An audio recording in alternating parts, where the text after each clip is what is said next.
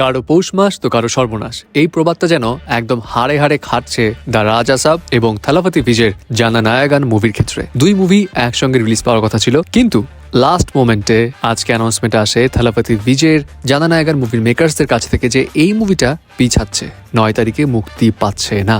অবশ্য এমনটা হওয়ার যে কথা সেইটা সংশয় ছিল, কিন্তু কত টাকার ক্ষতি হলো এই কারণে সেটা কি জানেন? সেটাও বলছি, এবং রাজা সাহেবের কি কি অ্যাডভান্টেজ এখানে পাচ্ছে সেটাও জানাচ্ছি।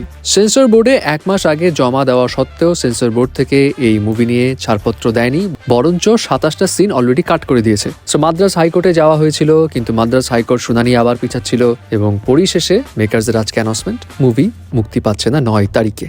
এখন সেন্সর বোর্ডের সার্টিফিকেশন পাওয়ার আগেই থালাপতি ভিজের লাস্ট ফিল্ম নিয়ে অনেক হাইপ যেহেতু ছিল, সো খুব স্বাভাবিক থিয়েটারগুলোতে বুকিংস অলরেডি শুরু হয়ে গেছিল এবং অ্যাডভান্স টিকিট বুকিং এর যে জোয়ারটা ছিল সেই জোয়ারের উপর বেস করে থালাপতি ভিজে প্রায় 10 কোটি রুপির উপর টিকিট সেল করেছিল, সেটা আবার ফার্স্ট দিনের জন্য।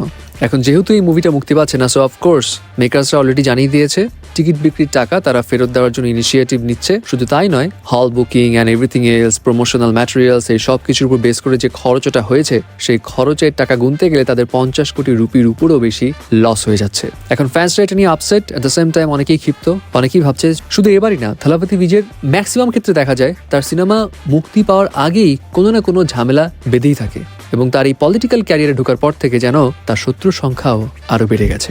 অপরদিকে দ্য রাজা সাব এই সিনেমাটাও প্যান ইন্ডিয়ান আকারে মুক্তি পাচ্ছে এবং প্রভাসের এই সিনেমা অ্যাডভান্স টিকিট বুকিং এ মোটামুটি ঝড় তুলছে। প্রায় 400 কোটি রুপি বাজেটের এই সিনেমার অ্যাডভান্স টিকিট বুকিং এর হিসেবে যদি আসি, তাহলে প্রথম দিনের জন্য সো ফার এখন অব্দি রিপোর্টস পাওয়া অনুযায়ী 97,000-এর মতো টিকিট সেল করেছে এবং 7 কোটি রুপি প্লাস তাদের এই অ্যাডভান্স টিকিট বুকিং এর ইনকামটা এসছে, যেটা মোটামুটি ডিসেন্ট ইনকাম।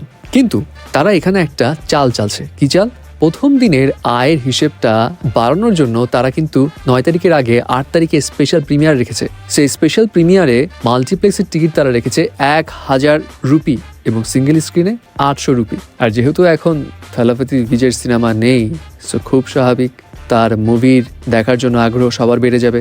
হল মালিকরাও চাইবে যে থালাপতি ভিজের বদলে প্রভাসী সিনেমাই হলে আসুক, তার শো বাড়বে, শো বাড়লে দর্শকও যাবে এবং যেহেতু বছরের শুরুতেই সিনেমা আসছে, তো খুব স্বাভাবিক সবাই চাইবে যে যাই একটু দেখে আসি কেমন এনজয় পাওয়া যায়। এখন ওয়ার্ড অফ মাউথ ভালো হলে রাজা সাহেবের জন্য তো একদম ফাঁকা মাঠে গোল দেওয়ার জন্য বিশাল সুযোগ, রেকর্ডও করতে পারে। আর যদি ওয়ার্ড অফ মাউথ খারাপ হয় তাহলে কপালে হয়তোবা শনি থাকলেও থাকতে পারে। হেই, এন্টারটেইনমেন্ট ওয়ার্ল্ডের চটপটে গসিপস এবং অথেন্টিক মুভি আপডেটস পেতে সাবস্ক্রাইব করুন ভাইব নিউজ।